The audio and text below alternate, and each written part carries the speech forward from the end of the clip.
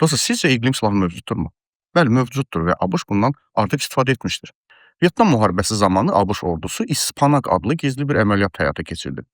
Təyyarələr yağış mövsümünü süni şəkildə uzatmaq üçün buludlara gümüş yodid püskürdülər. Məqsəd partisanlar üçün nəzərdə tutulan təchizat yollarını yararsız hala salmaq idi. Bu işə yaradı, yağıntıların miqdarı 1/3 miqdarda artdı.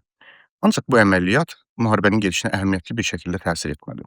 Lakin bütün bir qitədə sunami, dağıdıcı qasırğa və quraqlığa səbəb ola biləcək qlobal silahdan danışırıqsa, bu mövcud deyil. Bugün qlobal hava silahı yaratmaq texniki cəhətdən mümkünsüzdür. Baxın dostlar, yer atmosferi inanılmaz dərəcədə mürəkkəb və xaotikdir. Süni qasırğa yaratmaq və onu hədəfə yönəltmək üçün minlərlə nüvə bombasının eyni vaxtda partladılması ilə müqayisə edilə bilən enerji tələb olunur. Hazırda sadəcə olaraq bu cür texnologiya və ya hesablama gücü yoxdur. Bəs əgər belə bir silah mümkün olarsa, bu effektiv olarmı? Bəli, bu əslində mükəmməl bir silah olar. Raketlər və radiasiya yoxdur. Siz quraqlığa səbəb olursunuz, düşməninizin iqtisadiyyatı çökür və günahlandıracaq heç kim yoxdur. Onlar bunu təbiətin qəribəliyinə yozacaqlar.